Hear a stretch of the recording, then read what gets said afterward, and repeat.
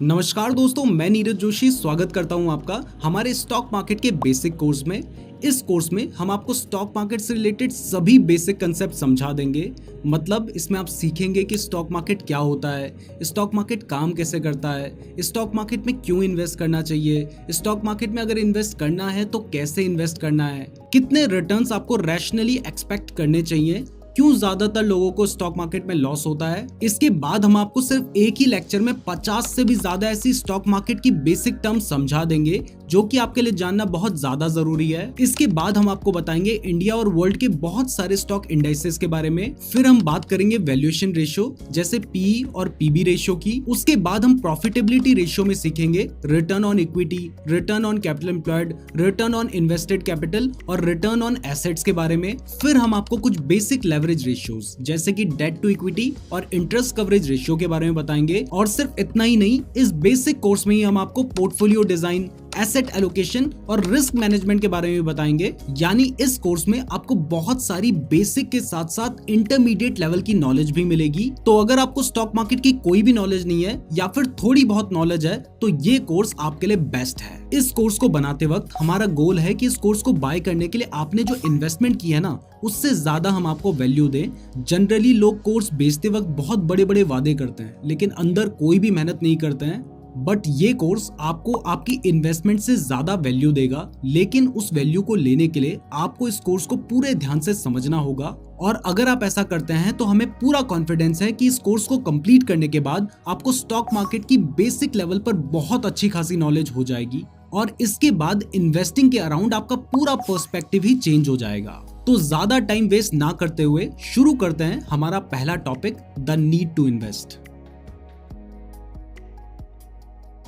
But उससे पहले मेरी आपसे रिक्वेस्ट है कि अगर आप इस कोर्स को अच्छे से समझना चाहते हैं तो इसके लिए जब आप इस कोर्स को देख रहे हैं ना, तो उस टाइम पर लेट कर आराम करते हुए इस कोर्स को ना देखें, इसको समझने के और सीखने के पर्पज से देखें। और इसके साथ ही अगर आप एक नोटबुक और एक पेन भी अपने पास रखेंगे और सभी इंपॉर्टेंट कंसेप्ट्स को नोट करेंगे तो इससे आगे आने वाले जो भी लेक्चर्स हम आपको सिखाएंगे उन्हें आप बहुत ही बेहतर तरीके से सीख पाएंगे। तो चलिए शुरू करते हैं। सबसे पहले ये समझकर कि हमें इन्वेस्ट करने की जरूरत ही क्या है। तो ये बहुत ही बेसिक कंसेप्ट है, बट फिर भी आपको बता दूं कि आपको इन्वेस्टिंग इसलिए करनी चाहिए क्योंकि इन्फ्लेशन यानी महंगाई की वजह से टाइम के साथ साथ मनी की वैल्यू कम होती रहती है।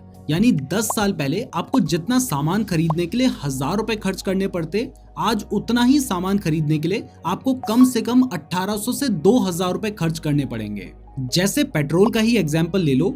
जुलाई 2016 में पेट्रोल की प्राइस न्यू दिल्ली में 62 रुपीज एंड 51 पैसा थी और आज ऑलमोस्ट 100 रुपीज है। अब मान लो 2016 में अगर आपने अपनी बुक के अंदर 1000 रुपए रख दिए होते जिससे उस टाइम पर आप 16 लीटर पेट्रोल खरीद सकते थे, और आज अगर आप अपनी बुक खोलते और उसके अंदर आपको 1000 रुपए मिलते तो आज उस 1000 रुपए से आप सिर्फ 10 लीटर ही पेट्रोल खरीद पाते। मतलब 2016 वाले वो 1000 रुपए आज भी 1000 रुपए ही हैं, लेकिन आज आप उस पैसे से जो पेट्रोल खरीद पाएंगे वो 2016 के कंपैरिजन में कम होगा क्योंकि महंगाई बढ़ी है। और ये सिर्फ पेट्रोल की बात ही नहीं है, ऑलमोस्ट हर गुड्स और सर्विसेज की प्राइस हर साल बढ़ती ही जा रही है और आगे भी बढ़ती ही रहेगी क्योंकि लोगों की सैलरी बढ़ रही है, रॉ मटेरियल की प्राइसेस बढ़ रही हैं, जिस वजह से जो एंड प्रोडक्ट है उसकी प्राइस भी बढ़नी ही है। तो ऐसे में आपके पास जो पैसा है अगर उसकी वैल्यू नहीं बढ़ेगी तो वो पैसे दिखने में या नंबर्स में तो उतने ही होंगे लेकिन उनकी वैल्यू कम होती जाएगी। तो इसलिए आपको इन्वेस्टमेंट करनी चाहिए ताकि आपके जो पैसे हैं उनकी वैल्यू बढ़े और आप इन्फ्लेशन यानी महंगाई को बीट कर पाएं। तो अब आपको समझ आ गया है कि इन्वेस्ट क्यों करना है। तो अब जब आप इन्वेस्ट करने जाएंगे तो आपको समझ आएगा कि इन्वेस्ट करने की तो बहुत सारे ऑप्शंस हैं और हर ऑप्शन में जितना कम रिस्क होगा उतने कम ही आपको रिटर्न्स भी मिलेंगे और जैसे जैसे रिस्क बढ़ता जाएगा रिटर्न्स भी बढ़ते जाएंगे। जैसे अगर बैंक में की गई एफडी की बात करें तो उसको सबसे सेफ इन्वेस्टमेंट माना जाता है और वहां पर आपको 5 से 6% के रिटर्न्स मिल जाते हैं। लेकिन आज के टाइम पर जो इन्फ्लेशन है वो 6% के आसपास ही रहती है, तो इससे आप सिर्फ महंगाई को बीट कर सकते हैं। तो एफडी के बाद जो सबसे सेफेस्ट ऑप्शन निकल कर आता है वो है गवर्नमेंट बॉन्ड्स, जिसमें आपको 6 से 7% के रिटर्न्स मिल जाते हैं। इसके बाद कॉर्पोरेट बॉन्ड्स में आपको 7 से 8% के रिटर्न्स मिल सकते हैं और इसके बाद गोल्ड में आपको 9 से 10% के रिटर्न्स मिल सकते हैं। बट अगर आप इससे ज्यादा रिटर्न्स चाहते हैं तो फिर स्टॉक मार्केट ही एक बेस्ट ऑप्शन निकल कर आता है, जिसमें मिलने को तो अनलिमिटेड रिटर्न्स भी मिल सकते हैं, लेकिन रैशनली एक्सपेक्ट करें तो आपको 12 से 20% के रिटर्न्स स्टॉक मार्केट से मिल सकते हैं और इससे आपका पैसा बहुत ही तेजी से ग्रो कर सकता है। तो अब जब आप इन्वेस्टिंग क्यों करनी है ये समझ चुके हैं, तो मैं आपको बता दूं कि जब आप इन्वेस्टिंग कर रहे हैं ना, तब आपके बेसिकली 2 एम्स होने चाहिए। पहला एम है इन्फ्लेशन को बीट करना, और दूसरा जो सबसे ज्यादा इंपॉर्टेंट एम है वो है अपनी वेल्थ को ग्रो करना। तो क्योंकि आप इस कोर्स को देख रहे हो तो इसका मतलब है कि आप स्टॉक मार्केट में इन्वेस्ट करना चाहते हो। तो जब आप स्टॉक मार्केट यानी इक्विटी जैसे एसेट क्लास में इन्वेस्ट करते हैं तो बेसिकली आप एक बिजनेस में इन्वेस्ट कर रहे हो। तो स्टॉक मार्केट में इन्वेस्ट करते वक्त हमेशा आपको एक बात का ध्यान रखना है कि आपने एक बिजनेस में इन्वेस्ट किया है और बिजनेस से पैसे कमाने में वक्त लगता है। इसलिए स्टॉक खरीदने के बाद अगर शेयर की प्राइस थोड़ी बहुत गिरती है या थोड़ी बहुत बढ़ती है तो आपको सिर्फ उसके ऊपर रिसर्च करनी है कि प्राइस क्यों गिर रही है और बढ़ रही है तो क्यों बढ़ रही है। अब रिसर्च कैसे करनी है वो हम आपको आगे आने वाले लेक्चर्स में बताएंगे। यहाँ पर आपको बता दूं कि अगर आप अच्छे से रिसर्च करके स्टॉक खरीदेंगे तो आप लॉन्ग टर्म में आराम से 12 से 20% तक के रिटर्न्स जनरेट कर सकते हैं। और अगर हर साल ये पैसा कंपाउंड होता रहता है तो आप लॉन्ग टर्म में एक बहुत बड़ा अमाउंट जनरेट कर सकते हैं। इवन कुछ हजार रुपए महीना इन्वेस्ट करके भी आप करोड़पति बन सकते हैं। ये फर्स्ट लेक्चर था तो इसको हमने बिल्कुल सिंपल रखा है ताकि जिनको स्टॉक मार्केट के बारे में कुछ भी नहीं पता है उनको भी हमारी बातें समझ आ सकें। इसके बाद जो हमारा नेक्स्ट लेक्चर है उसमें हम स्टॉक मार्केट से रिलेटेड बहुत सारे कंसेप्ट डिस्कस करने वाले हैं। उसमें ही हम स्टॉक मार्केट के बेसिक स्ट्रक्चर को भी समझेंगे, तो वो एक बहुत ही इंपॉर्टेंट लेक्चर है। तो इस लेक्चर के लिए बस इतना ही। चलिए मिलते हैं अब नेक्स्ट लेक्चर में। तो गाइज अगर आपको न्यू कोर्सेज चाहिए न्यू ट्रेडर्स के, तो आपको सिंपली हमारी वेबसाइट पे आ जाना है। आपको यूज़र नेम स्क्रीन के ऊपर दिख ही रहा होगा, प्रीमियम कोर्स 2023। इसको अपने क्रोम में सर्च कर लीजिएगा, देख लीजिए यहाँ पे बहुत सारे कोर्सेज है, बथेरे कोर्सेज है काफ़ी लो प्राइस के अंदर। और अगर आप चाहते हैं कि आपके लिए ऑन डिमांड कोई न्यू कोर्स लीक कर दें, वो भी हो जाएगा। वहाँ पे एक ऑप्शन आता है रिक्वेस्ट कोर्स करके, आपको सिंपली कोर्स का नाम डाल देना है और वेबसाइट डाल देनी है जहाँ पे कोर्स है। हम अगर डिमांड हुई तो उस कोर्स को आपके लिए काफ़ी लो प्राइस पे अवेलेबल करवा देंगे। नमस्कार दोस्तों, मैं नीरज जोशी स्वागत करता हूं आपका हमारे स्टॉक मार्केट कोर्स के सेकंड लेक्चर में। फर्स्ट लेक्चर में हमने देखा था कि कैसे equity as a asset class सारे अदर एसेट क्लास को बीट करके ना सिर्फ आपको इन्फ्लेशन रेट से ज्यादा रिटर्न कमा के देता है, साथ ही आपको वेल्थ क्रिएट करने की भी अपॉर्चुनिटी देता है। इसलिए आज के इस टॉपिक में हम बिगिनर्स के लिए इक्विटी इन्वेस्टिंग के सारे बेसिक टॉपिक्स को कवर करेंगे।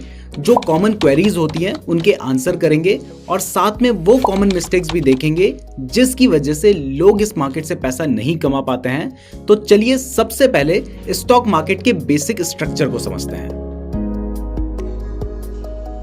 तो दोस्तों, अगर आप नए हैं तो आपके मन में सवाल जरूर आता होगा कि स्टॉक मार्केट आखिर है क्या।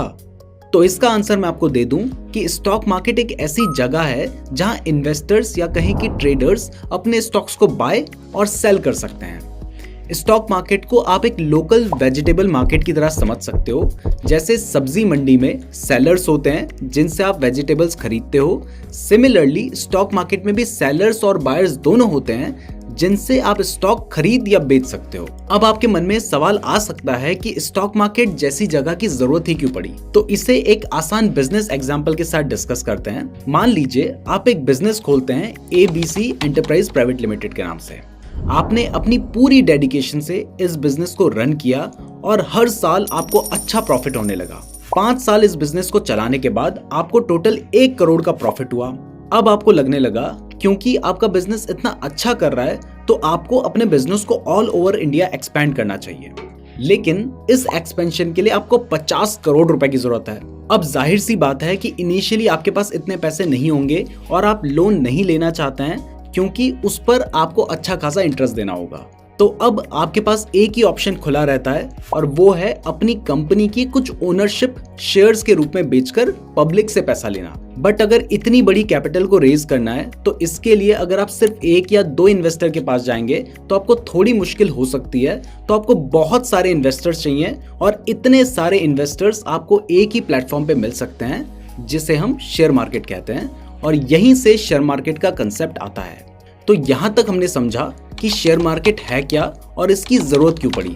तो चलिए अब हम समझते हैं कि कैसे यहाँ आप अपनी कंपनी के लिए पब्लिक से पैसे रेज कर सकते हैं या पब्लिक से पैसे ले सकते हैं। सबसे पहले किसी भी कंपनी को स्टॉक मार्केट में लिस्ट होने के लिए अपना आईपीओ निकालना होता है। आईपीओ यानी इनिशियल पब्लिक ऑफरिंग, जिसमें कंपनी फर्स्ट टाइम इन्वेस्टर्स को अपने शेयर्स के बदले में अपनी कंपनी में इन्वेस्ट करने का मौका देती है। यानी यहाँ पे कंपनी डायरेक्टली इन्वेस्टर्स को शेयर्स बेचती है। अगर 90% से ज्यादा लोग उस आईपीओ में अपना इंटरेस्ट दिखाते हैं, मतलब उस आईपीओ को सब्सक्राइब करते हैं, तो वो एक सक्सेसफुल ऑफरिंग मानी जाती है और इस तरीके से कंपनी आईपीओ निकालकर स्टॉक मार्केट में लिस्ट होती है। अब आईपीओ सक्सेसफुल होने के बाद आपको आपकी कंपनी के लिए एक रिक्वायर्ड कैपिटल मिल जाएगा। अब ऐसा हो सकता है कि कुछ इन्वेस्टर्स जिनको आईपीओ में शेयर्स मिले थे, उनको पैसे की अर्जेंट रिक्वायरमेंट हो, तो अब वो अपने स्टॉक्स को वापस कंपनी को तो नहीं बेच सकते, क्योंकि कंपनी ने तो वो पैसा ऑलरेडी बिजनेस में इन्वेस्ट कर दिया ना। इसलिए इस सिचुएशन में भी स्टॉक मार्केट एक बहुत ही इंपॉर्टेंट रोल प्ले करता है। जिन इन्वेस्टर्स को आईपीओ के टाइम पे शेयर मिले हैं, अगर वो अपने शेयर्स बेचना चाहते हैं तो वो भी स्टॉक मार्केट में जाकर उन शेयर्स को बेच सकते हैं, और जिन इन्वेस्टर्स को उस कंपनी में इंटरेस्ट है वो आकर उन शेयर्स को बाय कर सकते हैं। अब ये तो हमने इस कंसेप्ट को कंपनी के पॉइंट ऑफ व्यू से देखा है, लेकिन जो इन्वेस्टर्स हैं जो कंपनी के शेयर खरीदते हैं और जिनको हम शेयर होल्डर्स कहते हैं, उनको शेयर्स खरीदकर क्या फायदा, चलिए अब ये जानते हैं। तो हमने आपको फर्स्ट लेक्चर में भी बताया था कि अगर आप एक कंपनी में इन्वेस्ट करते हैं तो इसका मतलब है कि आप उसके बिजनेस में इन्वेस्ट कर रहे हैं। तो अगर वो कंपनी अच्छा बिजनेस करेगी तो उसका रेवेन्यू और प्रॉफिट्स और इंक्रीज होंगे, और क्योंकि आपने उस कंपनी के शेयर खरीद रखे हैं, यानी भले ही कुछ पार्ट ही सही, लेकिन एक तरह से आप उस कंपनी के ओनर हैं। तो जैसे जैसे कंपनी का प्रॉफिट बढ़ेगा वैसे वैसे उसके शेयर्स की डिमांड भी बढ़ेगी और ज्यादा लोग उसमें इन्वेस्ट करना चाहेंगे, और जिस चीज की डिमांड बढ़ती है उसकी प्राइस भी बढ़ती है। तो ऐसे आपने जो शेयर्स खरीद रखे होंगे उनकी प्राइस भी बढ़ेगी। अब मान लो आपने एक शेयर 100 रुपए में खरीदा है और उसकी प्राइस बढ़कर 110 रुपए हो जाती है, तो ऐसे में आपको पर शेयर पर 10 रुपए का प्रॉफिट होगा।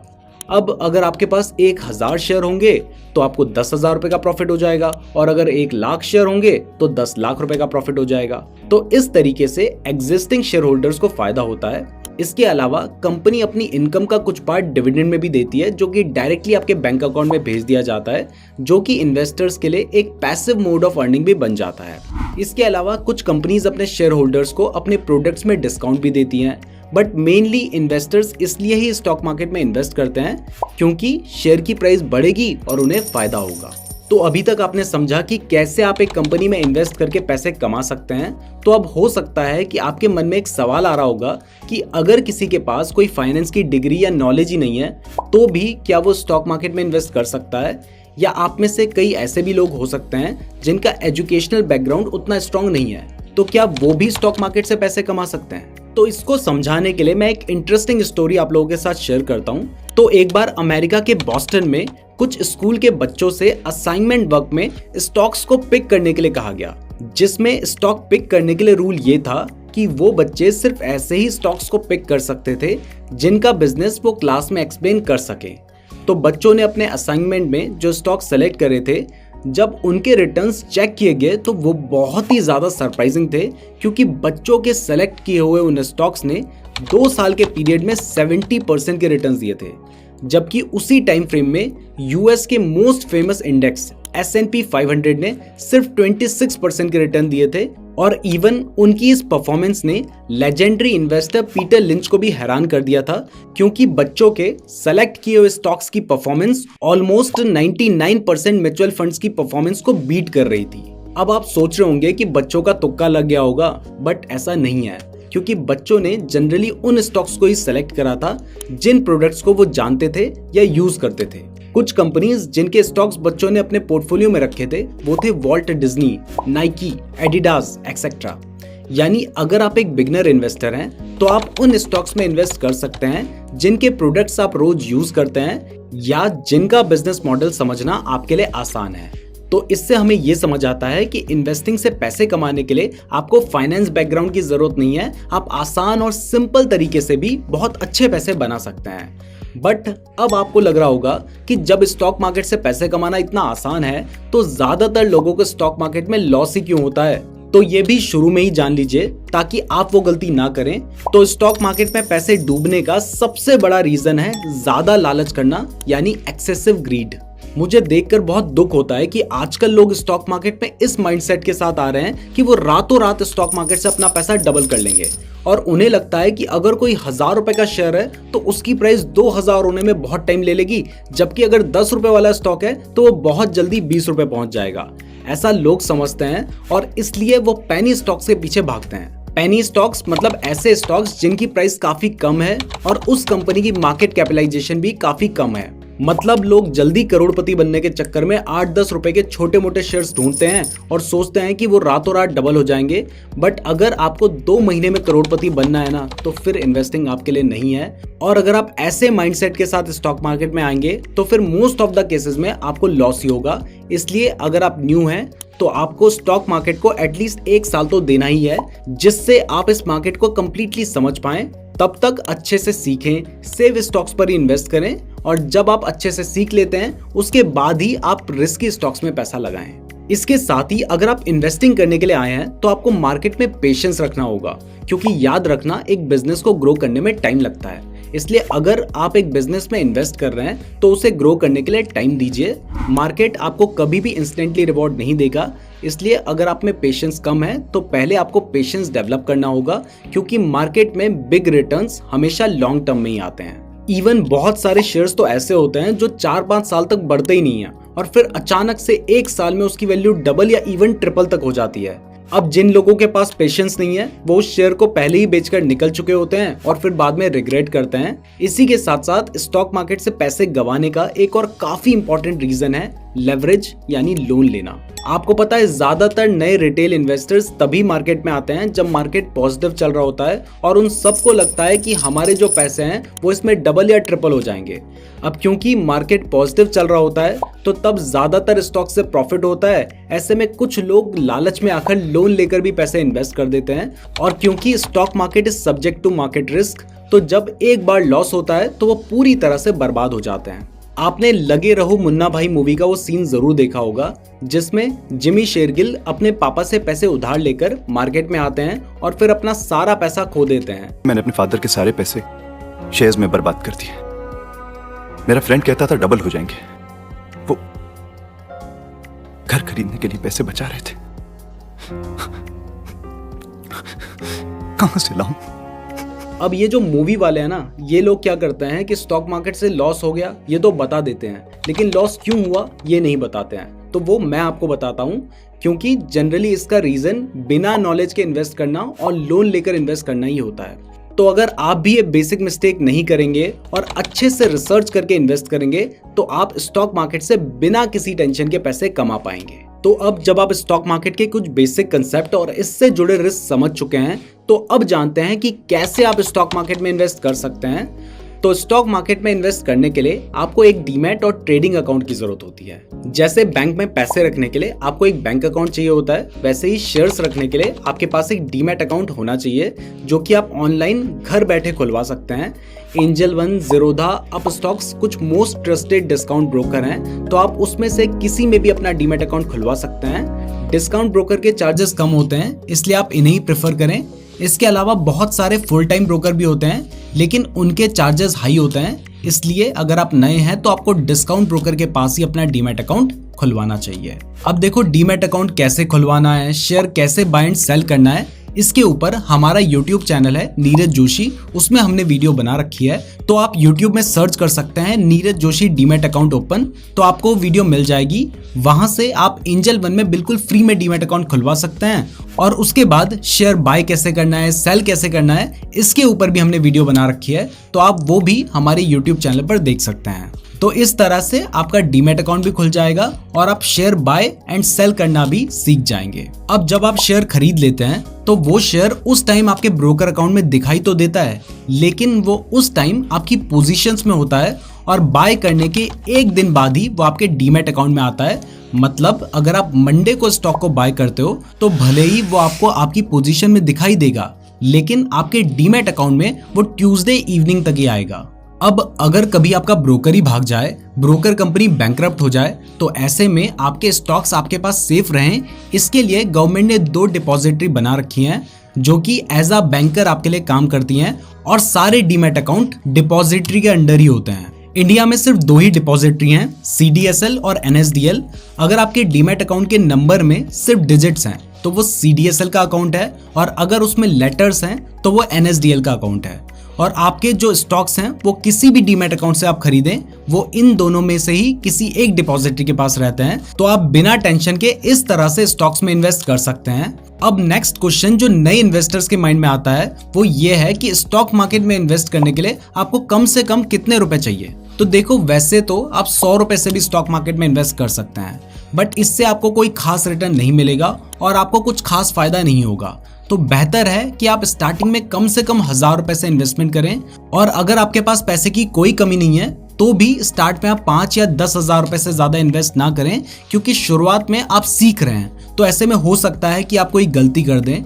तो शुरू में बस सीखने के पर्पज से ही इन्वेस्ट करें और सिर्फ उतना ही इन्वेस्ट करें जितना लॉस होने पर भी आपको कोई खास फर्क नहीं पड़ेगा। अब नेक्स्ट एक बेसिक क्वेश्चन जो लोगों के माइंड में आता है कि हम स्टॉक मार्केट में इन्वेस्ट करके कितना रिटर्न कमा सकते हैं।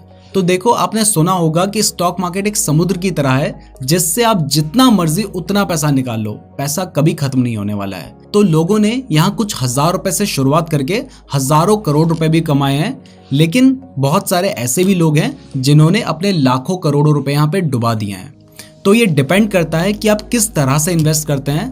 तो अगर आप शुरुआत में निफ्टी के कुछ टॉप लिस्टेड कंपनीज में इन्वेस्ट करते हैं तो आप इन्फ्लेशन को बीट कर सकते हैं और एक अच्छा 10-12% का ओवरऑल रिटर्न जनरेट कर सकते हैं।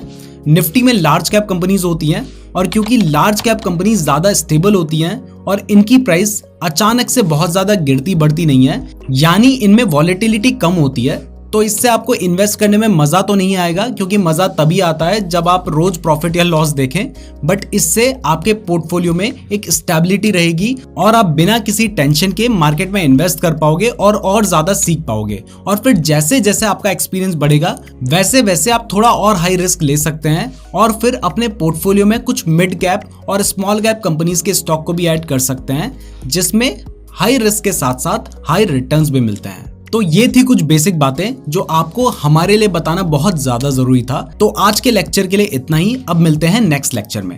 हेलो गाइज, अगर आपको न्यू कोर्सेज चाहिए न्यू ट्रेडर्स के, तो आपको सिंपली हमारी वेबसाइट पे आ जाना है। आपको यूजर नेम स्क्रीन के ऊपर दिख ही रहा होगा, प्रीमियम कोर्स 2023। इसको अपने क्रोम में सर्च कर लीजिएगा, देख लीजिए यहाँ पे बहुत सारे कोर्सेज है, बथेरे कोर्सेज है, काफ़ी लो प्राइस के अंदर। और अगर आप चाहते हैं कि आपके लिए ऑन डिमांड कोई न्यू कोर्स लीक कर दें, वो भी हो जाएगा। वहाँ पे एक ऑप्शन आता है रिक्वेस्ट कोर्स करके, आपको सिंपली कोर्स का नाम डाल देना है और वेबसाइट डाल देनी है जहाँ पे कोर्स है। हम अगर डिमांड हुई तो उस कोर्स को आपके लिए काफी लो प्राइस पे अवेलेबल करवा। नमस्कार दोस्तों, मैं नीरज जोशी स्वागत करता हूं आपका हमारे स्टॉक मार्केट इन्वेस्टिंग कोर्स के नेक्स्ट लेक्चर में। इस लेक्चर में मैं आपको स्टॉक मार्केट की कुछ बेसिक टर्म्स बताने वाला हूं जो कि हमारे इस कोर्स में बहुत ज्यादा यूज होंगी, और ये बहुत ही बेसिक टर्म्स हैं जो कि आपको पता भी होनी चाहिए। तो चलिए इस लेक्चर को शुरू करते हैं। तो सबसे पहले समझते हैं कि शेयर क्या होता है। तो शेयर के नाम से ही आपको समझ आ रहा होगा कि शेयर का हिंदी में मीनिंग होता है हिस्सा।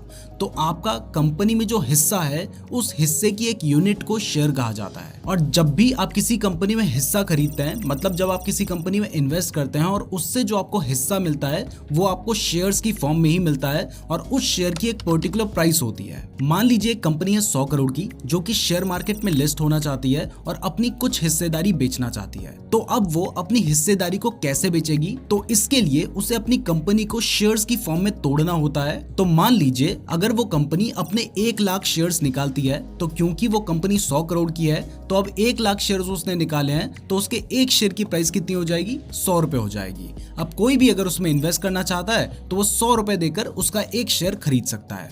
तो यही होता है शेयर। अब शेयर तो आपको समझ आ गया है, लेकिन आपने कई बार स्टॉक भी सुना होगा। तो क्या शेयर और स्टॉक सेम होते हैं? तो इसका जवाब है नहीं। जहां शेयर एक कंपनी की सिर्फ एक यूनिट है, वहां आप पूरी कंपनी को एक स्टॉक बोल सकते हैं। मतलब मान लीजिए आपके पास 4 अलग अलग कंपनी के 10-10 शेयर्स हैं, मतलब ए कंपनी के 10, बी कंपनी के 10 और ऐसे ही सो ऑन। तो अब अगर मैं आपसे पूछूं कि आपके पास कितने स्टॉक्स हैं, तो आपका क्या जवाब होगा? अगर आपका जवाब है 40, तो आपका आंसर गलत है।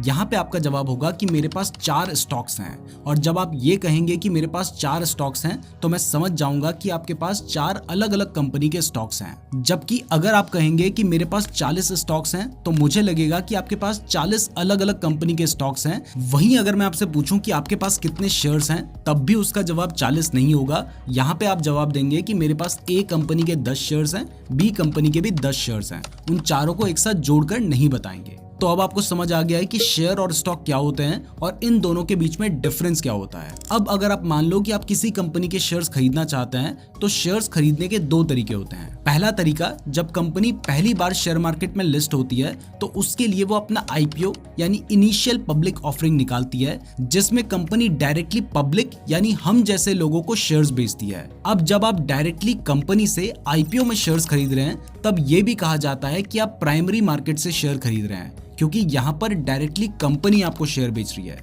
लेकिन जब एक बार कंपनी अपना आईपीओ लेकर आ गई है और उसके बाद वो शेयर मार्केट में लिस्ट हो चुकी है तो उसके बाद आप डायरेक्टली कंपनी से शेयर्स नहीं खरीद सकते हैं। अब इसके बाद भी अगर आपको कंपनी के शेयर खरीदने हैं तब आपको उन लोगों से शेयर्स खरीदने होंगे जिन लोगों ने आईपीओ में कंपनी से शेयर्स खरीदे थे। फॉर एग्जाम्पल, मान लीजिए मिस्टर ए ने जब कंपनी आईपीओ लेकर आई थी उस टाइम पर आईपीओ में उस कंपनी के 100 शेयर्स खरीद लिए थे।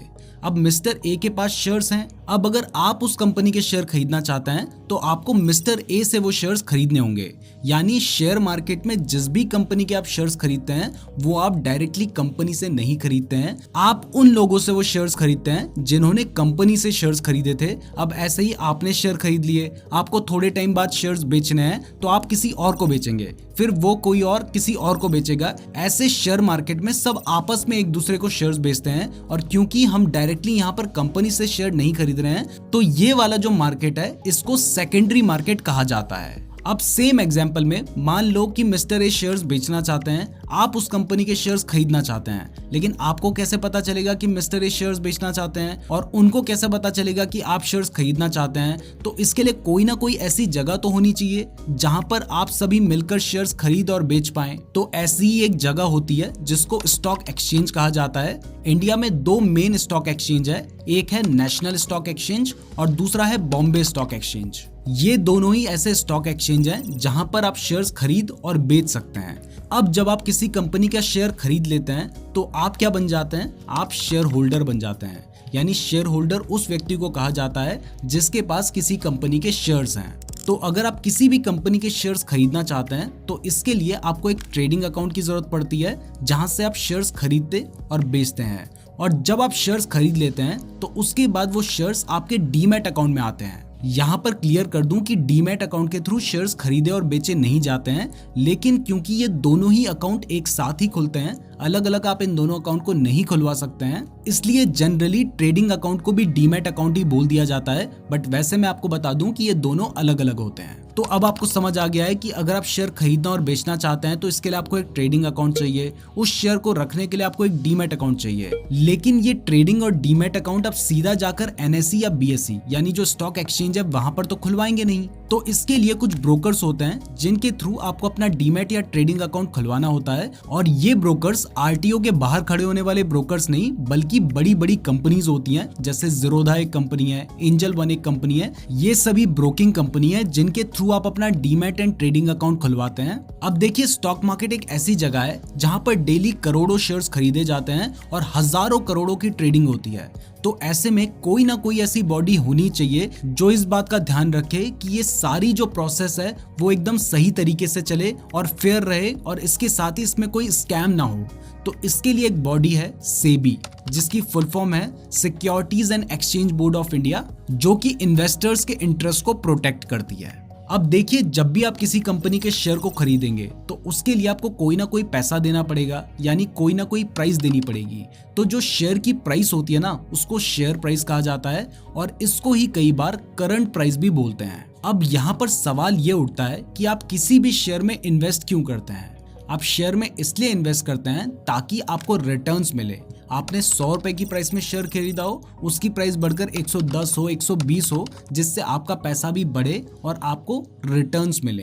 तो ये जो रिटर्न्स हैं, ये एक तो जो शेयर की प्राइस बढ़ रही है इस तरीके से आपको मिल सकते हैं, और दूसरा आपको डिविडेंड की फॉर्म में भी मिल सकते हैं। डिविडेंड एक तरह का रिवॉर्ड या कहें कि फायदा होता है जो कि कंपनी अपने शेयर होल्डर्स को देती है, और ये जनरली कैश यानी पैसे की फॉर्म में दिया जाता है, और इसमें कंपनी डायरेक्टली जो भी उसके शेयर होल्डर्स हैं उनको कंपनी के प्रॉफिट का एक हिस्सा डायरेक्टली उनके बैंक अकाउंट में देती है। अब ऐसा तो नहीं है कि आप सिर्फ एक ही स्टॉक खरीदेंगे या एक ही कंपनी के शेयर्स खरीदेंगे, आप बहुत सारे स्टॉक्स खरीदेंगे। हो सकता है आपने रिलायंस का भी शेयर खरीदा है, TCS का भी खरीदा है, ITC का भी खरीदा है। तो ये जो आपकी सभी टाइप की इन्वेस्टमेंट है ना, इसको पोर्टफोलियो कहा जाता है। तो अगर मैं आपसे पूछूं कि आपके पोर्टफोलियो में कौन कौन सी इन्वेस्टमेंट है, तो आप कहेंगे कि भाई मेरे पोर्टफोलियो में 4 स्टॉक्स हैं, एक म्यूचुअल फंड है। यानी आपने अलग अलग जगह पर जिस जिस तरह की इन्वेस्टमेंट कर रखी है उसको कंबाइंडली अगर बोलें तो उसे पोर्टफोलियो कहा जाता है। अब किसी भी कंपनी को फायदा कब होता है?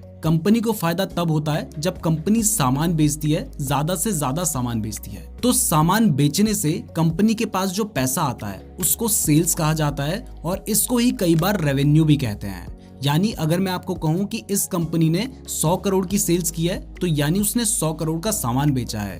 और अगर मैं कहूं कि कंपनी ने 100 करोड़ का रेवेन्यू जनरेट किया है, तो इसका मतलब है कि कंपनी ने 100 करोड़ का सामान बेचा है। बट क्या कंपनी ने जो 100 करोड़ का सामान बेचा है वो सारा ही उसका फायदा यानी प्रॉफिट होता है? तो इसका जवाब है नहीं, क्योंकि उस सामान को बनाने में, उस प्रोडक्ट को बनाने में कंपनी का कुछ खर्चा भी आया होगा।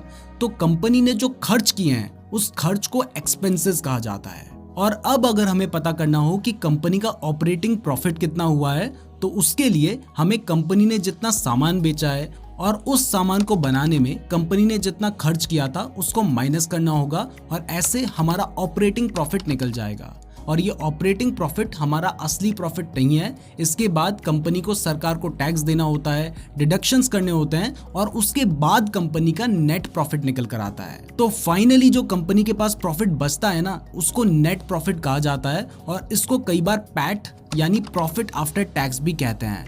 तो अगर कभी मैं कहूँ नेट प्रॉफिट तो उसका मतलब भी सेम है, और कभी मैं कहूँ पैट यानी प्रॉफिट आफ्टर टैक्स तो उसका मतलब भी सेम है। अब मैंने आपको शुरुआत में ही कहा था कि जब कंपनी शेयर मार्केट में लिस्ट होती है तो वो कंपनी खुद को टुकड़ों में तोड़ देती है, जिसके एक टुकड़े को हम शेयर कहते हैं। तो जब कंपनी को प्रॉफिट होता है तो इससे हम कंपनी के एक टुकड़े का जो प्रॉफिट निकालते हैं उसको अर्निंग पर शेयर कहा जाता है। यानी कंपनी के एक शेयर का जो प्रॉफिट है उसको अर्निंग पर शेयर कहते हैं। जैसे मान लो अगर किसी कंपनी के 100 शेयर्स हैं और उसको 100 रुपए का प्रॉफिट हुआ है, तो यहाँ पर उसके एक शेयर का जो प्रॉफिट है यानी जो उसका अर्निंग पर शेयर है वो 1 रुपीज हो जाएगा।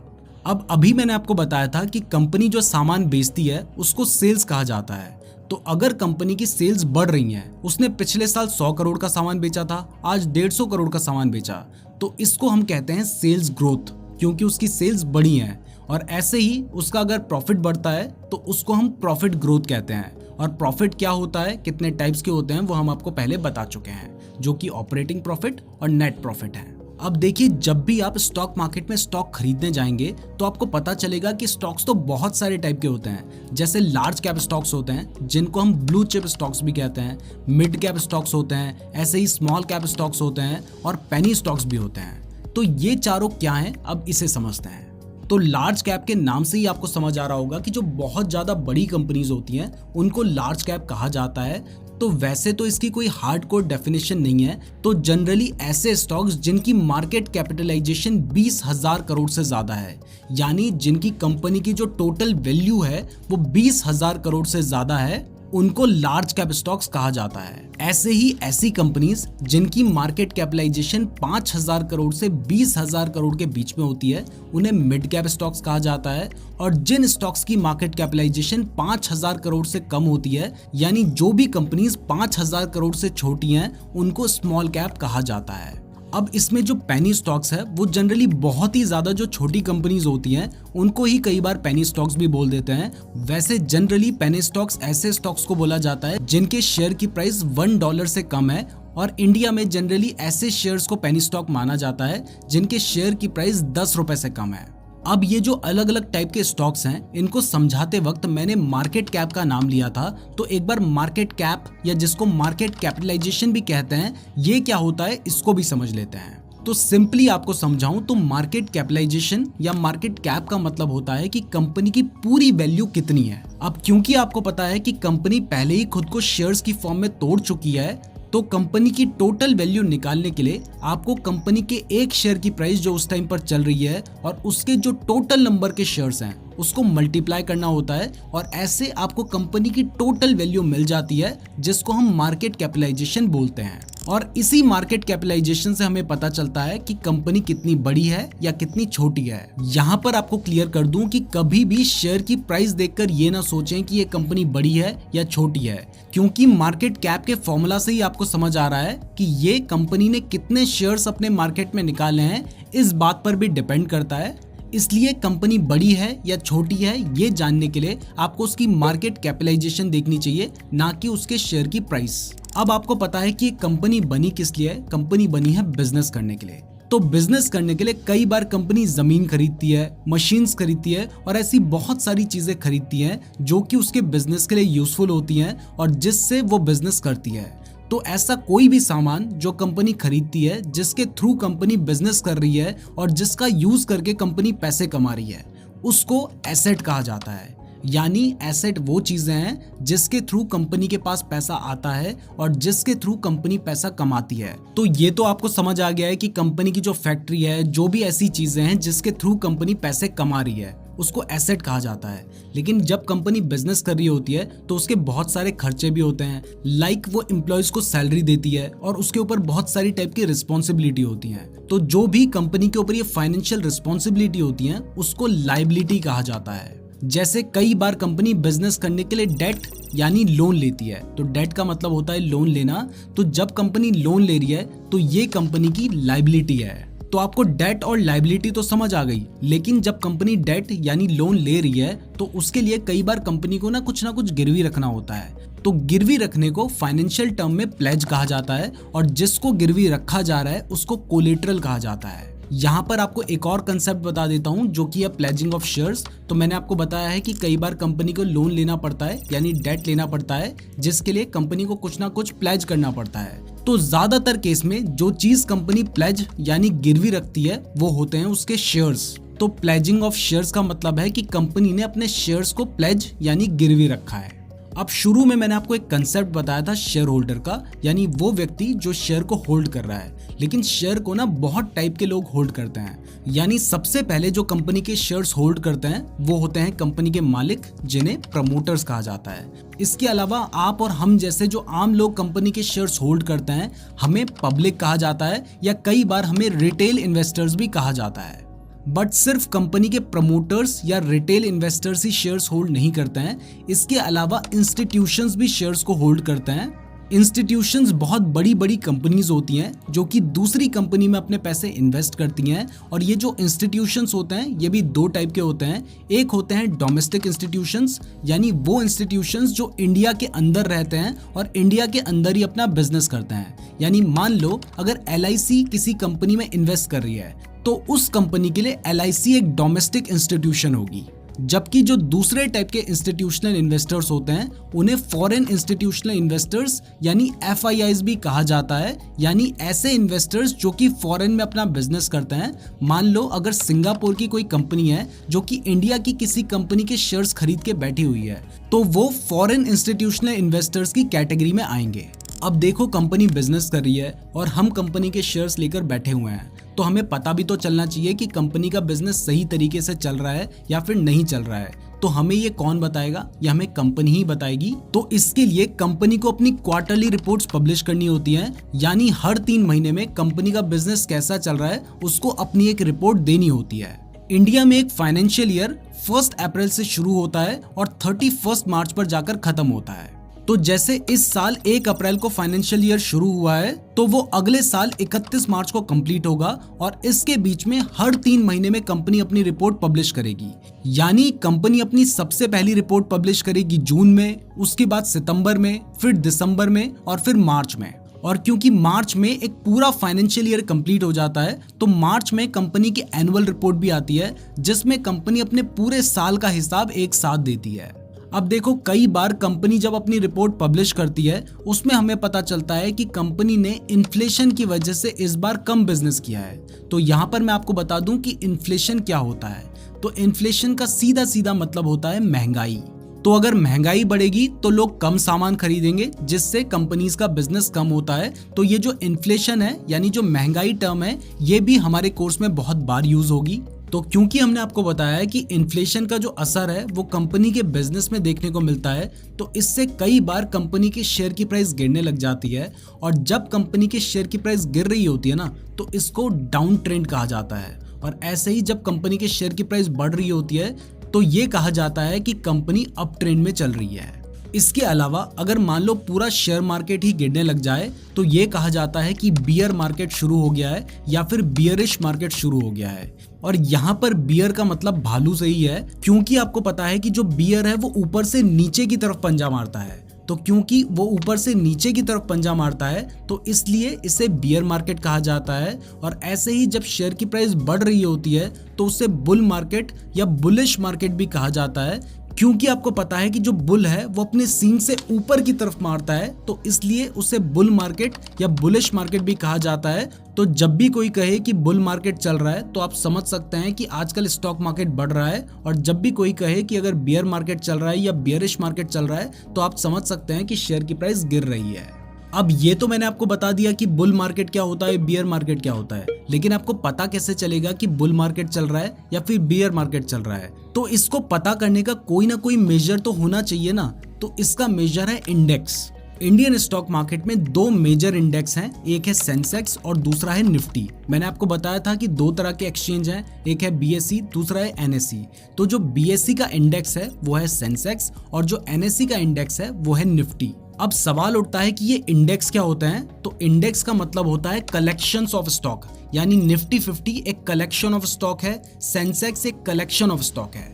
तो अगर निफ्टी 50 की बात करें तो निफ्टी 50 के नाम से ही पता चल रहा है कि ये 50 स्टॉक्स का एक कलेक्शन है। तो इंडियन स्टॉक मार्केट के जो टॉप 50 स्टॉक्स होते हैं ना, वो निफ्टी 50 में आते हैं। और ऐसे ही सेंसेक्स में जो इंडियन स्टॉक मार्केट के टॉप 30 स्टॉक्स होते हैं वो आते हैं। तो अगर मान लो कि कभी निफ्टी गिर रहा है तो इसका मतलब है कि जो एनएसई में लिस्टेड टॉप 50 स्टॉक्स है ना, उनमें मेजॉरिटी ऑफ स्टॉक्स की प्राइसेस गिर रही हैं, जिसकी वजह से ही निफ्टी गिर रहा है। और जब मेजॉरिटी ऑफ स्टॉक्स की प्राइसेस गिर रही हैं तो इसी से हमें पता चलता है कि शेयर मार्केट गिर रहा है। और ऐसे ही जब सेंसेक्स गिर रहा है तो इसका मतलब है बीएसई में जो टॉप 30 लिस्टेड स्टॉक्स हैं उनमें मेजॉरिटी ऑफ स्टॉक्स की प्राइसेस गिर रही हैं। और जब बीएसई के मेजॉरिटी ऑफ स्टॉक्स की प्राइसेस गिर रही हैं तो इसका मतलब भी है कि ओवरऑल शेयर मार्केट गिर रहा है।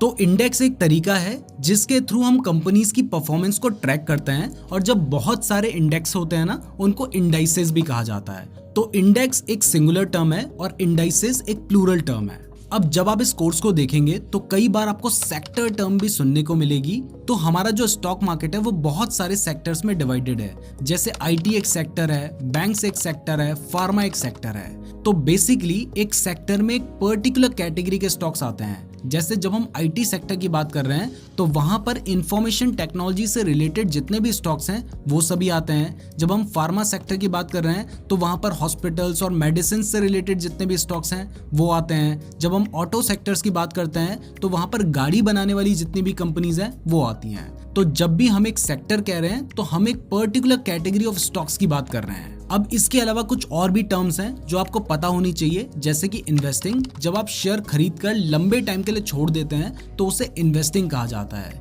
जबकि जब आप आज शेयर खरीद के आज ही बेच दें या फिर आप जल्दी शेयर्स खरीदकर जल्दी जल्दी बेचते हैं तो उसे ट्रेडिंग कहा जाता है। कई बार शेयर मार्केट में आपको 52 वीक हाई या 52 वीक लो भी सुनने को मिलेगा। तो 52 वीक मिलाकर होता है एक साल, और 52 वीक हाई का मतलब है कि एक साल में शेयर की हाईएस्ट प्राइस कितनी गई है, और 52 वीक लो का मतलब है कि एक साल में लोएस्ट शेयर की प्राइस कितनी गई है। इसके बाद अगर लमसम की बात करें तो लमसम का मतलब होता है कि आप एक साथ ही अपना सारा पैसा इन्वेस्ट कर रहे हैं, और इसका अल्टरनेटिव होता है SIP, जिसकी फुल फॉर्म होती है सिस्टमैटिक इन्वेस्टमेंट प्लान। और इसमें आप एक साथ पूरा पैसा इन्वेस्ट करने की जगह थोड़ा थोड़ा करके पैसा इन्वेस्ट करते हैं।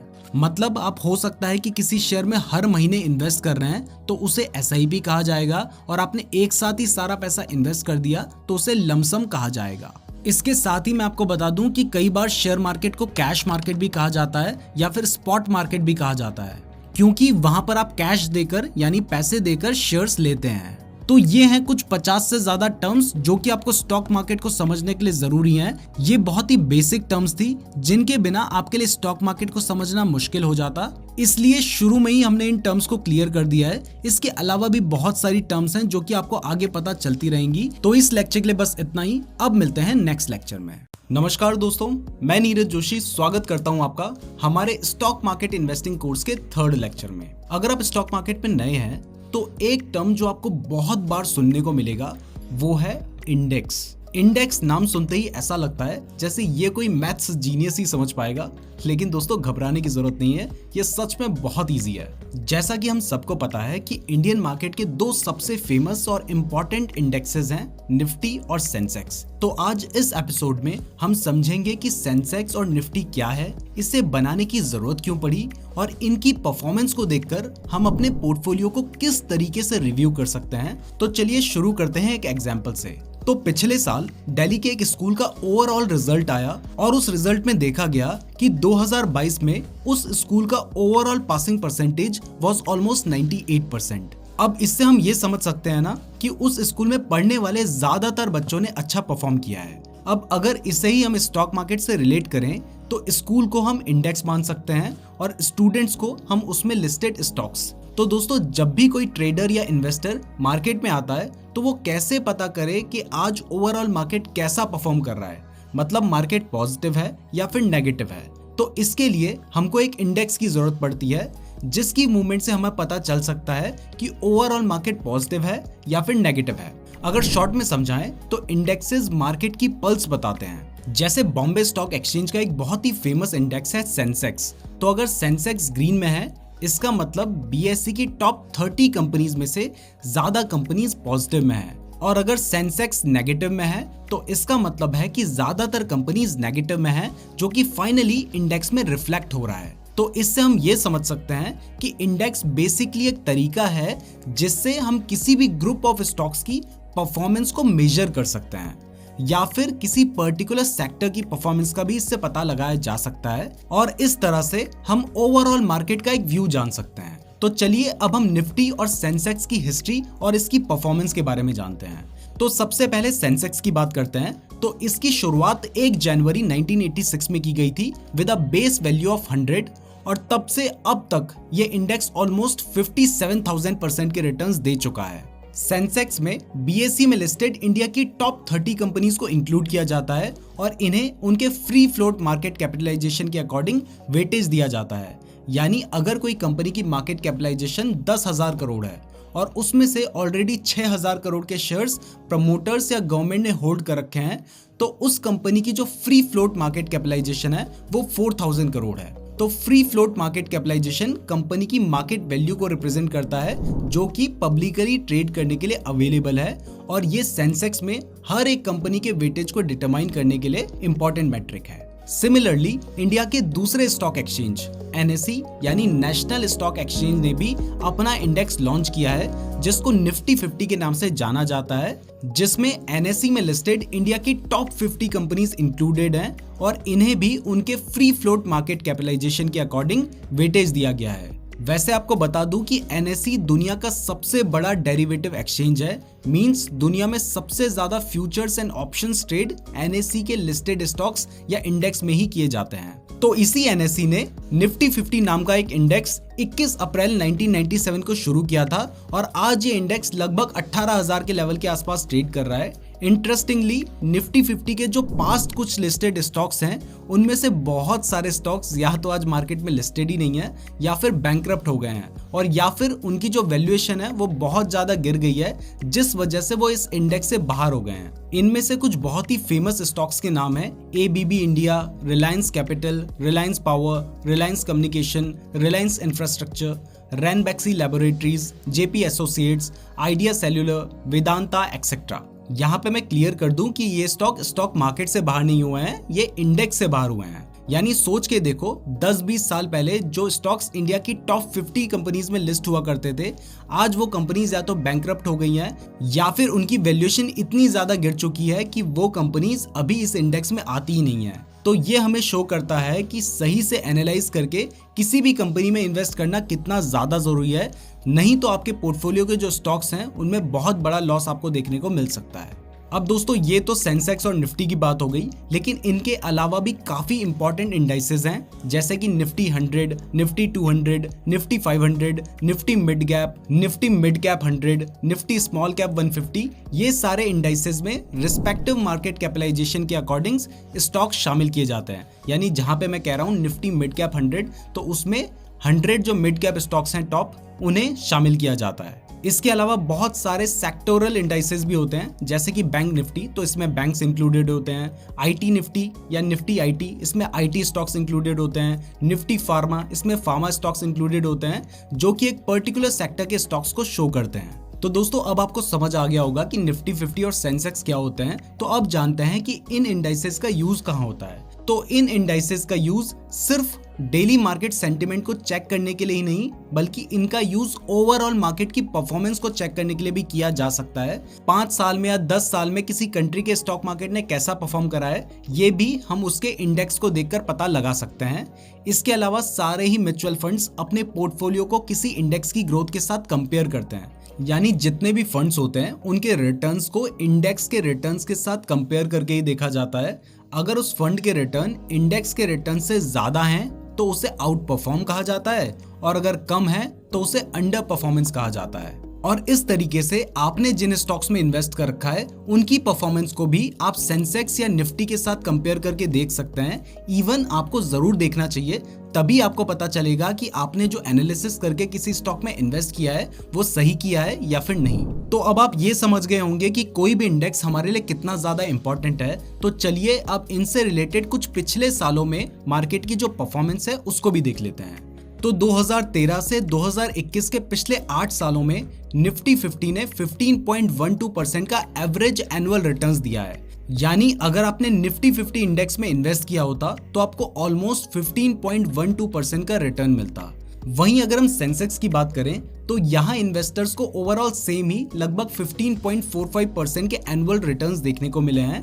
तो रिटर्न्स दोनों में ही 8 साल में सेम ट्रैक पर हैं। अब ये तो हमने पिछले 8 साल की परफॉर्मेंस देखी है, लेकिन दोस्तों मार्केट ने पास्ट में बहुत सारे अप्स एंड डाउन्स देखे हैं जिससे जीत कर मार्केट यहाँ तक पहुंचा है। अगर हम इंडियन मार्केट के सबसे पहले बुल रन की बात करें तो 1990s में वो आया था और वो 1992 तक चला था। बुल रन का मतलब है कि जब स्टॉक मार्केट के ज्यादातर स्टॉक्स की प्राइस कुछ महीनों या सालों तक तेजी से बढ़ती रहती है तो उसे बुल रन कहा जाता है। वहीं जब मार्केट में ज्यादातर स्टॉक्स की प्राइस बहुत तेजी से गिरने लगती है तो उसे बियर रन कहा जाता है। लेकिन क्या आपने कभी सोचा है कि इन्हें बुल या बियर क्यों कहा जाता है? तो इसके पीछे एक बहुत ही इंटरेस्टिंग फैक्ट है।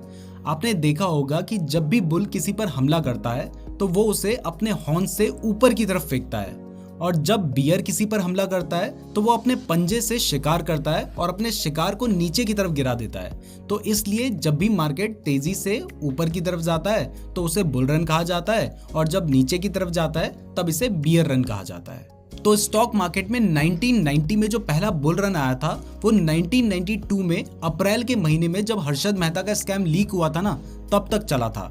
और उसके बाद जब हर्षद मेहता स्कैम के बारे में खबर बाहर आई थी तब मार्केट 12.7% तक नीचे गिर गया था, और फिर इंडियन मार्केट में एक लंबा बियर फेज देखने को मिला और ये 1998 तक चला। नाउ इसी टाइम फेज के बीच में मार्केट ऑलमोस्ट फ्लैट रहा था और मार्केट ने कोई गेन्स नहीं दिए थे। यानी सोचिए 6 साल मार्केट बिल्कुल फ्लैट रहा। इसलिए मैंने पहले भी आपको कहा है कि मार्केट में पेशेंस एक बहुत ही इंपॉर्टेंट फैक्टर है।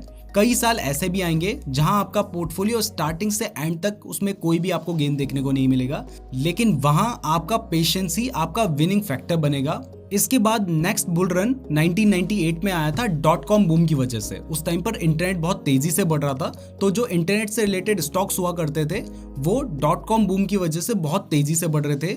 बट जब ईयर 2000 में .com बबल क्रैश हुआ, यानी जो इंटरनेट से रिलेटेड स्टॉक्स थे उनकी प्राइस गिरने लगी, तब फिर से मार्केट में एक बड़ी गिरावट देखने को मिली थी। इसके बाद दोस्तों 2004 का जो साल था ना, ये स्टॉक मार्केट के लिए गोल्डन पीरियड था और इसने जो रिटर्न्स बना के दिए हैं वो आज तक स्टॉक मार्केट ने बनाकर नहीं दिए हैं। और इसके बाद से कोई भी ऐसा बुल रन नहीं आया है जो कि 2004 के रिटर्न्स को बीट कर पाया हो, क्योंकि 2004 से 2008 के इन 4 साल के बीच में स्टॉक मार्केट ने 236% के रिटर्न्स बना के दिए थे, यानी आपके पैसे को ऑलमोस्ट 3.5 गुना कर दिया था। लेकिन हर एक चीज का अच्छा या बुरा समय हमेशा एक ना एक बार बदलता जरूर है, जो कि हमारे अंदर के ईगो को दूर करके हमें हम्बल बनाता है। तो इसी तरह इसके बाद 2008 में अमेरिकन ग्लोबल फाइनेंशियल क्राइसिस आया और इंडियन मार्केट ऑलमोस्ट 60% गिर गया था और ये स्टॉक मार्केट की हिस्ट्री का एक बहुत बड़ा क्रैश था। इसके बाद 2013-14 और 2017 में कुछ छोटे मोटे बुल रन आए। फिर 2020 में कोविड के बाद जब मार्केट में एक मेजर क्रैश देखा गया, जहां मार्केट ऑलमोस्ट हाफ हो गया था और फिर 5-6 महीने में ही मार्केट ने खुद को रिकवर भी किया, बल्कि उसके बाद ऑल टाइम हाई बनाया। अब यहां तक तो हमने बात करी निफ्टी 50 और सेंसेक्स की, लेकिन क्या इसमें स्टॉक्स की कोई कैटेगरी भी होती है? तो अक्सर लोग स्टॉक्स के बारे में बात करते हुए कहते हैं कि ये लार्ज कैप स्टॉक है, ये मिड कैप स्टॉक है या फिर ये स्मॉल कैप स्टॉक है। आपने भी शायद ये सुना होगा। तो इनका मतलब क्या होता है, तो मैं आपको वो भी बता देता हूँ। अब सेबी के रूल्स के अकॉर्डिंग स्टॉक एक्सचेंजेस पर लिस्टेड जो कंपनीज हैं, उनकी जो मार्केट कैपिटलाइजेशन होती है उसके हिसाब से उन्हें रैंकिंग दी जाती है और इस रैंकिंग में टॉप 100 कंपनीज को लार्ज कैप स्टॉक्स कहते हैं। इन कंपनीज की मार्केट कैपिटलाइजेशन अप्रॉक्स 20,000 करोड़ से ज्यादा ही होती है। अब ये जो 20,000 करोड़ से बड़ी कंपनीज हैं, जिन्हें हम लार्ज कैप कह रहे हैं, ये स्टॉक मार्केट के एक बड़े प्लेयर्स होते हैं। इनके पास एक मजबूत मार्केट प्रेजेंस होती है, एक्सीलेंट ट्रैक रिकॉर्ड होता है और ये निफ्टी और सेंसेक्स जैसे जो बड़े मार्केट इंडाइसेस हैं उनमें शामिल होते हैं। अब अगर सेंसेक्स की बात करें तो इसमें टॉप 30 लार्ज कैप कंपनीज ही होती हैं, जिन्हें उनकी मार्केट कैपिटलाइजेशन और फ्री फ्लोट मार्केट कैपिटलाइजेशन के अकॉर्डिंग शामिल किया जाता है। जैसा कि हमने आपको पहले भी बताया है, फ्री फ्लोट का मतलब है कंपनी के जो प्रमोटर्स, मतलब जो उसके ओनर्स होते हैं, उनके शेयर्स को छोड़कर जितने फ्री शेयर्स मार्केट में ट्रेड होते हैं उनके अकॉर्डिंग ही free float market cap decide होता है। निफ्टी 50 के 2 लार्ज कैप इंडेक्स हैं। निफ्टी 50 में टॉप 50 लार्ज कैप कंपनीज होती हैं और निफ्टी नेक्स्ट 50 में उसके आगे की 50 लार्ज कैप कंपनीज इंक्लूडेड होती हैं। जनरली ये माना जाता है कि लार्ज कैप स्टॉक सबसे ज्यादा सेफ होते हैं। इसके बाद आते हैं मिड कैप स्टॉक्स, जो कि थोड़ा रिस्की होते हैं, और फिर आते हैं स्मॉल कैप स्टॉक्स, जो कि सबसे ज्यादा रिस्की होते हैं। अब सेबी के अकॉर्डिंग मिड कैप स्टॉक्स उन स्टॉक्स को कहा जाता है जिनकी मार्केट कैपिटलाइजेशन की जो रैंक है वो 101 से लेकर 250 तक होती है। यानी इंडियन स्टॉक मार्केट में टोटल 150 मिड कैप स्टॉक्स हैं और ये लार्ज कैप स्टॉक्स के बाद आते हैं। इनके लिए 3 इंडेक्स हैं, Nifty mid cap 50, Nifty mid cap 100 और निफ्टी मिड कैप 150। इसके बाद आते हैं स्मॉल कैप स्टॉक्स, जो कि मार्केट कैपिटलाइजेशन रैंक में 251 से आगे से शुरू होते हैं और उसके बाद जितने भी स्टॉक्स हैं उन्हें स्मॉल कैप कहा जाता है। एनएससी के स्मॉल कैप इंडेक्स निफ्टी 250 में top 250 small cap stocks listed हैं। तो दोस्तों ये थे कुछ कैटेगरी ऑफ स्टॉक्स जो कि डिफरेंट इंडेक्स में लिस्टेड होते हैं, जिससे हम इनकी कैटेगरी की ओवरऑल परफॉर्मेंस जान पाएंगे। तो यहाँ तक हमने अपने सारे इंडियन इंडाइसेस के बारे में जान लिया है, लेकिन शेयर मार्केट को समझने के लिए आपको ग्लोबल मार्केट के बारे में भी समझना बहुत जरूरी है। अगर हम ग्लोबल स्टॉक मार्केट की तरफ देखें तो यूएस का स्टॉक मार्केट सबसे बड़ा मार्केट है और यूएस का सबसे पुराना इंडेक्स है डो जोन्स इंडस्ट्रियल एवरेज, जो कि यूएस की टॉप 30 लार्ज कैप कंपनीज को होल्ड करता है। और इसके अलावा S&P 500 भी एक बहुत ही इंपॉर्टेंट इंडेक्स है जिसमें 500 कंपनीज शामिल है। इसके अलावा यूरोप में देखें तो यूके में लंदन स्टॉक एक्सचेंज है जिसका इंडेक्स है FTSE 100, जिसमें यूके के ब्लू चिप कंपनीज लिस्टेड हैं। ब्लू चिप उन कंपनीज को कहा जाता है जिनकी ब्रांड वैल्यू एकदम हाई होती है और उनका इम्पैक्ट पूरे वर्ल्ड की इकोनॉमी पर काफी ज्यादा होता है। तो दोस्तों अब आप ग्लोबली कुछ इंपॉर्टेंट इंडेक्सेस के बारे में जान चुके हैं जो हमारे इंडियन मार्केट पर अपना एक स्ट्रॉन्ग इम्पैक्ट डालते हैं। जैसे कि हमने आपको पहले बताया है कि 2008 में जो यूएस में मार्केट क्राइसिस आया था उसने हमारे इंडियन मार्केट पर भी एक बहुत नेगेटिव इम्पैक्ट डाला था और एक बियर रन की शुरुआत इंडियन मार्केट में भी हो गई थी। तो हमें ये मेक श्योर करना चाहिए कि हम जब मार्केट में इन्वेस्ट या ट्रेड कर रहे हैं तो उससे पहले हमें ग्लोबल इंडेक्सेस को भी और उनके ट्रेंड को भी जरूर चेक करना चाहिए। तो दोस्तों इस लेक्चर के लिए इतना ही, अब मिलते हैं अगले लेक्चर में। सो हेलो गाइज, अगर आप A2 मर्केंटाइल, मनी बॉल, प्रीति राणे, रौनक उड़ा के फंडामेंटल ट्रेडिंग, लियो जैसे न्यू ट्रेडर्स के कोर्स बाय करना चाहते हैं तो आप सिंपली हमारी वेबसाइट से बाय कर सकते हैं। सारे के सारे कोर्सेज काफ़ी लो प्राइस के अंदर जेन्युइन सर्विस मिलेगी। पूरा का पूरा कोर्स आपको आपकी जीमेल के ऊपर प्रोवाइड करा दिया जाएगा। नमस्कार दोस्तों, मैं नीरज जोशी स्वागत करता हूं आपका हमारे स्टॉक मार्केट कोर्स के नेक्स्ट लेक्चर में। इस लेक्चर में हम कुछ और बेसिक कंसेप्ट्स को जानेंगे। इसमें से कुछ कंसेप्ट्स हो सकता है कि आपको पता हो, लेकिन कुछ न्यू कंसेप्ट्स भी आपको यहां पर जरूर पता चलेंगे। तो चलिए इस लेक्चर को शुरू करते हैं। तो इसमें सबसे पहले हम शेयर प्राइस की बात करने वाले हैं, यानी वो प्राइस जिसमें आप शेयर को बाय करते हैं। तो क्या आप जानते हैं कि ऑलमोस्ट सारी ही बड़ी कंपनीज के शेयर दो स्टॉक एक्सचेंज BSE और NSE पर ट्रेड होते हैं, और most of the times in दोनों स्टॉक एक्सचेंज में आपको एक स्टॉक की प्राइस अलग अलग देखने को मिलेगी। फॉर एग्जाम्पल, अभी आप देख सकते हैं कि रिलायंस की प्राइस NSE यानी नेशनल स्टॉक एक्सचेंज में 2330 रुपीज एंड 95 पैसे है, और BSE यानी बॉम्बे स्टॉक एक्सचेंज में 2331 रुपीज एंड 05 पैसे है। यानी दोनों एक्सचेंज में रिलायंस की प्राइस में 10 पैसे का डिफरेंस है। इस डिफरेंस को आर्बिट्राज कहा जाता है, और अगर आप चाहें तो आप एक एक्सचेंज में स्टॉक सस्ते में खरीदकर दूसरे स्टॉक एक्सचेंज में महंगे में बेच सकते हैं। यानी आप चाहें तो रिलायंस के स्टॉक को 2330 रुपए एंड 95 पैसे की प्राइस में NSE से खरीदकर 2331 रुपीज एंड 5 पैसे की प्राइस में BSE में बेच सकते हैं, और इससे आप पर स्टॉक में 10 पैसे का प्रॉफिट कमा सकते हैं, जो कि ऑलमोस्ट रिस्क फ्री होगा। बट इसके लिए आपको बहुत ही ज्यादा स्पीड में बाय एंड सेल करना होगा, जो कि ह्यूमंस के लिए करना पॉसिबल नहीं होता है। तो इन्हें एल्गो ट्रेडिंग के थ्रू किया जाता है। तो ये सिर्फ आपको इन्फॉर्मेशन के लिए बताया है। इंडिविजुअल लेवल पर आपको शेयर जिस एक्सचेंज में सस्ता मिल रहा हो आप वहां से खरीद सकते हैं। तो अब आपको पता है कि शेयर प्राइस क्या होती है, बट एक शेयर की मार्केट प्राइस के अलावा और भी वैल्यू होती है, जैसे कि फेस वैल्यू और एंटरप्राइज वैल्यू। तो अब इनके बारे में जानते हैं। शुरुआत करते हैं फेस वैल्यू से। तो देखो, वैसे तो इन्वेस्टिंग में फेस वैल्यू की कोई इंपॉर्टेंस नहीं है और इसे आप कंप्लीटली इग्नोर कर सकते हैं, बट क्योंकि कई लोग फेस वैल्यू, बुक वैल्यू और शेयर प्राइस में कंफ्यूज हो जाते हैं, इसलिए हम आपको बता दें कि फेस वैल्यू और शेयर प्राइस का कोई कनेक्शन नहीं है। फेस वैल्यू सिर्फ एक वैल्यू है जो कि शेयर सर्टिफिकेट में मेंशन की जाती है, और इसको कंपनी खुद डिसाइड करती है। बट मैंने नोटिस किया है कि YouTube में कुछ नए यूट्यूबर्स जिन्हें फाइनेंस की कोई नॉलेज नहीं है, वो ये बोलते हैं कि शेयर की प्राइस अगर फेस वैल्यू से कम है तो शेयर अंडर वैल्यूड है। मतलब उन्हें लगता है कि अगर शेयर 5 रुपए का मिल रहा है और फेस वैल्यू 10 रुपए है तो यानी शेयर सस्ता मिल रहा है। बट ये एक मिसकंसेप्शन है। फेस वैल्यू का वैल्यूएशन में कोई रोल नहीं होता है। फेस वैल्यू का यूज कंपनी सिर्फ स्टॉक को शेयर मार्केट में लिस्ट करने के लिए करती है, और अगर कंपनी अपने शेयर्स को कभी स्प्लिट करती है तो उस जगह पर भी फेस वैल्यू का यूज होता है। मान लीजिए एक कंपनी है ABC जो कि IPO लाने वाली है, तो मैनेजमेंट अपनी कंपनी का वैल्यूएशन निकालने के बाद शेयर की प्राइस को 500 रुपए डिसाइड करती है, और इसी के साथ उसको अपने शेयर की एक फेस वैल्यू भी डिसाइड करनी होती है, जो कि जनरली 10 रुपए रखी जाती है। अब मान लीजिए ABC का बिजनेस बहुत अच्छा चलता है और 8 साल के बाद स्टॉक की जो प्राइस है वो 500 रुपए से बढ़कर 5000 रुपए हो जाती है। तो अब क्योंकि 5000 रुपए एक बड़ा अमाउंट होता है और सबके पास इतने पैसे नहीं होते हैं, तो कंपनी इस केस में अपने स्टॉक को स्प्लिट कर देती है।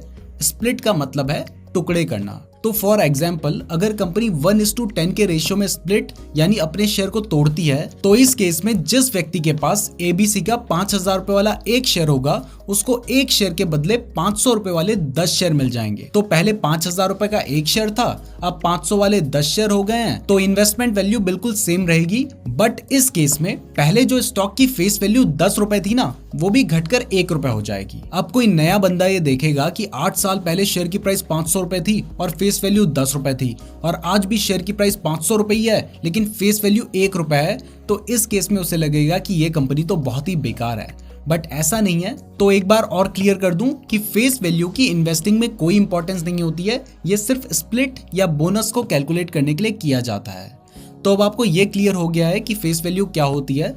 तो अब जानते हैं मार्केट कैपिटलाइजेशन के बारे में। ये एक बहुत ही इंपॉर्टेंट कंसेप्ट है जिससे आपको पता चलता है कि किसी भी कंपनी के शेयर्स की मार्केट पे टोटल वैल्यू कितनी है।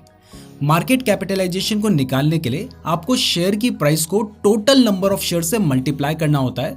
जैसे मान लीजिए एक कंपनी के शेयर की प्राइस 100 रुपए है और उसके total number of shares 100 crore हैं, तो इस हिसाब से उसकी मार्केट कैपिटलाइजेशन निकालने के लिए आपको 100 करोड़ को 100 से मल्टीप्लाई करना होगा, जो कि 10,000 करोड़ निकल कर आ जाएगा। तो इस एग्जाम्पल में कंपनी के शेयर की प्राइस 100 रुपए थी और उसके total number of shares 100 crore थे और फॉर्मूला के हिसाब से उसकी मार्केट कैप निकल कर आती है 10,000 करोड़। अब मान लो एक दूसरी कंपनी है जिसके शेयर की प्राइस 10 रुपीज है, लेकिन उसके total number of shares 1200 crore है। तो इस केस में उसकी मार्केट कैप होगी 12,000 करोड़। यानी जिसके शेयर की प्राइस 10 रुपए है वो कंपनी बड़ी है, जबकि जिसके शेयर की प्राइस 100 रुपए है वो कंपनी छोटी है, क्योंकि उसके नंबर ऑफ शेयर्स कम है। तो हमेशा ध्यान रखें कि किसी कंपनी के शेयर की प्राइस कम या ज्यादा होने से कंपनी छोटी या बड़ी नहीं होती है। ये उसकी मार्केट कैप पर डिपेंड करता है और इस मार्केट कैप के बेसिस पर ही हम डिसाइड करते हैं कि कौन सी कंपनी लार्ज कैप है, कौन सी कंपनी मिड कैप है या कौन सी कंपनी स्मॉल कैप है। हमने आपको पहले भी बताया है कि जिस कंपनी की मार्केट कैप 20,000 करोड़ से ज्यादा है वो कंपनी लार्ज कैप होती है। जिस कंपनी की मार्केट कैप 5,000 करोड़ से लेकर 20,000 करोड़ तक है वो मिड कैप होती है और जिसकी मार्केट कैप 5,000 करोड़ से कम है उसे स्मॉल कैप माना जाता है। तो यहां तक आपको समझ आ गया है कि शेयर प्राइस, फेस वैल्यू और मार्केट कैप क्या होती है। तो अब जानते हैं एंटरप्राइज वैल्यू के बारे में। ये बहुत कम लोगों को ही पता होता है और ये एंटरप्राइज वैल्यू इस लेक्चर का थोड़ा सा ट्रिकी पार्ट है, तो इसे आप ध्यान से सुनना। तो मान लो एक कंपनी है जिसकी मार्केट कैप 10,000 रुपीज है, तो इसका मतलब है कि उस कंपनी को पूरा खरीदने के लिए आपको 10,000 रुपए खर्च करने होंगे। तो आप उस कंपनी को खरीदना चाहते हैं और कंपनी के मालिक आपको बताते हैं कि कंपनी के बैंक अकाउंट में 1,000 रुपए का बैलेंस है। तो अगर आप उस कंपनी को खरीदते हैं 10,000 रुपए में, जो कि उसकी मार्केट कैप है, तो 10,000 रुपए देने पर आपको 1,000 रुपए का कैश कंपनी के साथ वापस मिल जाएगा। तो इस हिसाब से आपका जो टोटल खर्च होगा वो होगा 10,000 minus 1,000 is equal to 9,000 rupees. पर उस कैश के साथ साथ कंपनी के ऊपर 500 रुपए का डेट यानी कर्ज भी है, जो कि आपको वापस करना होगा। तो 10,000 तो आप कंपनी खरीदने के लिए दोगे, उसमें आपको 1,000 रुपए कंपनी के साथ वापस मिलेंगे, बट इसके ऊपर आपको 500 रुपए का कर्ज भी चुकाना होगा। यानी आपकी टोटल कॉस्ट होगी 10,000 जो कि आपने कंपनी खरीदने के लिए दिए, माइनस 1,000 क्योंकि वो 1,000 आपको कंपनी के साथ वापस मिल जाएंगे, और प्लस 500 क्योंकि ये कर्ज आपको चुकाना है। तो इसका टोटल होता है 9,500 रुपीज। यानी जिस कंपनी की मार्केट वैल्यू 10,000 है आप उसको 9,500 में खरीद सकते हैं। तो एंटरप्राइज वैल्यू कैलकुलेट करने का फॉर्मूला है मार्केट कैपिटलाइजेशन माइनस कैश या फिर सेविंग्स या फिर रिजर्व्स भी हम इसे बोल सकते हैं, प्लस डेट। तो एंटरप्राइज वैल्यू से हमें यह पता चलता है कि कंपनी को खरीदने की एक्चुअल कॉस्ट कितनी होगी, और इसमें मार्केट कैप के साथ साथ डेट और कैश फ्लो भी इंक्लूड किया जाता है। तो ये होगा एंटरप्राइज वैल्यू को निकालने का फॉर्मूला। तो इससे हमें समझ आता है कि अगर कंपनी की एंटरप्राइज वैल्यू उसकी मार्केट कैपिटलाइजेशन से कम है तो ये अच्छा है। अब आपके मन में सवाल आ रहा होगा कि अगर मुझे ये जानना है कि TCS की market cap, enterprise value, face value etcetera क्या है, तो मैं आपको बता दूं कि ये सब डेटा आपको स्क्रीनर की वेबसाइट में मिल जाएगा। आपको बस स्क्रीनर में उस स्टॉक का नाम लिखकर सर्च करना है। जैसे अगर आप TCS का डेटा देखना चाहते हो तो स्क्रीनर में जाकर उसका नाम सर्च करो।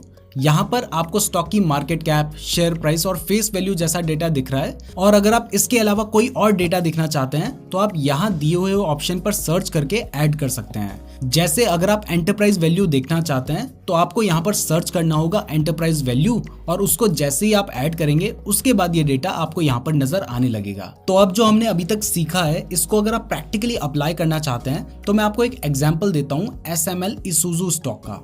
ये एक ट्रक और कमर्शियल व्हीकल मैन्युफैक्चर करने वाली कंपनी है। तो आप अभी देख सकते हैं कि इसकी मार्केट कैपिटलाइजेशन 1,074 करोड़ है। लेकिन इसकी एंटरप्राइज वैल्यू 1340 करोड़ है। इसका मतलब कंपनी की मार्केट वैल्यू 1074 करोड़ है, लेकिन उसको खरीदने के लिए आपको टोटल 1340 करोड़ रुपीस खर्च करने होंगे। यानी जो कोई इस कंपनी को खरीदेगा उसको उसकी मार्केट वैल्यू से 266 करोड़ रुपीस ज्यादा देने होंगे। और आपको पता है कि जब आप एक कंपनी के शेयर को खरीदते हैं तो एक तरह से आप उस कंपनी को ही खरीद रहे हैं, तो अगर आप उसके शेयर को भी खरीदेंगे तो इस केस में भी आपको लॉस हो सकता है। ये सजेशन नहीं है, सिर्फ आपको सिखाने के लिए एक एग्जाम्पल दिया गया है। सिमिलरली अगर एक दूसरा एग्जांपल देखें तो KMC स्पेशलिटी हॉस्पिटल नाम का एक स्टॉक है जिसकी मार्केट कैपिटलाइजेशन ऑलमोस्ट 938 करोड़ है और एंटरप्राइज वैल्यू 948 करोड़ है। यानी इस केस में ये कंपनी आपको 10 करोड़ रुपए महंगी मिल रही है। ये भी सिर्फ एक एग्जांपल है। अगर आप किसी स्टॉक में इन्वेस्ट करते हैं तो इसके लिए आपको अदर फैक्टर्स को भी कंसीडर करना होता है।